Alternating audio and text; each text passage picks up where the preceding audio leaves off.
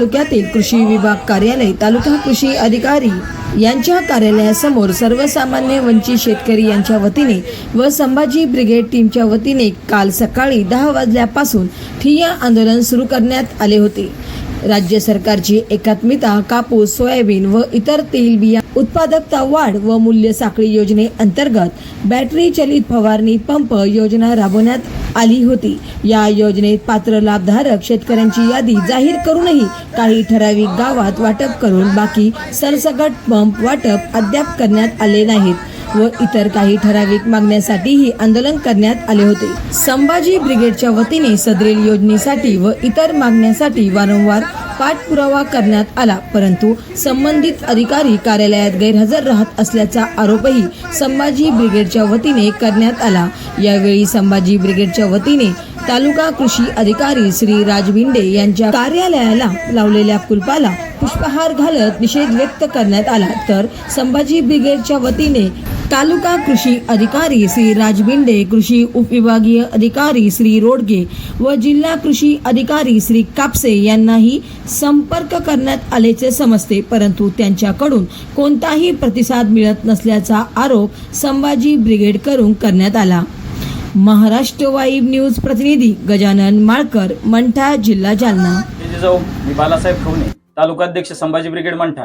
आमची संपूर्ण Sambhaji brigade मंठाची team या तालुका कृषी अधिकारी कार्यालयामध्ये आली। याचा उद्देश एकच होता की मागच्या 5 ते 6 दिवसापासून मंठा तालुक्यातील जे काही सर्वसामान्य शेतकरी आहेत, त्या सर्वसामान्य शेतकऱ्यांनी आम्हाला फोन केले आणि फोनमध्ये आम्हाला अशा पद्धतीने त्यांनी संवाद केला की या पद्धतीने सांगण्यात आलं की जे काही कृषी खात्याअंतर्गत जी काही राज्य सरकारची जी काही योजना होती की फवारणी पंप वाटपाची, त्या पद्धतीने त्या फवारणी पंप वाटप संपूर्ण तालुक्यामध्ये झाले नाही। जर काही खेडेगाव सोडले तर बऱ्याचशा खेडेगावामध्ये अद्यापही त्या फवारणी पंपाचं वाटप केलेलं नाही। ज्यावेळेस संबंधित कार्यालयाच्या जे काही कृषी सहाय्यक आहेत, त्या कृषी सहाय्यकाला ज्यावेळेस विचारणा करण्यात आली की हे जे काही कृषी पंप आहेत ते कृषी पंप अद्याप तुम्ही वाटप का केले नाही, त्यावेळेस त्यांनी मागच्या 8 ते 10 दिवसापासून सांगण्यात आले। वारंवार त्यांनी तारखा एक अजून 4 दिवसांनी होईल, अजून 6 दिवसांनी होईल, अशा पद्धतीने त्यांना सांगण्याचं काम केलं या कृषी सहाय्यकामार्फत यांनी केलं। आणि त्यानंतर ज्यावेळेस कृषी सहाय्यकांना त्या पद्धतीने सांगल्यानंतर आम्हाला ज्यावेळेस शेतकरी आमच्याकडे आले आणि शेतकरी आल्यानंतर आम्ही कृषी कार्यालयामध्ये हीच विचारणा करण्यासाठी इथे आलो। इथे आल्यानंतर या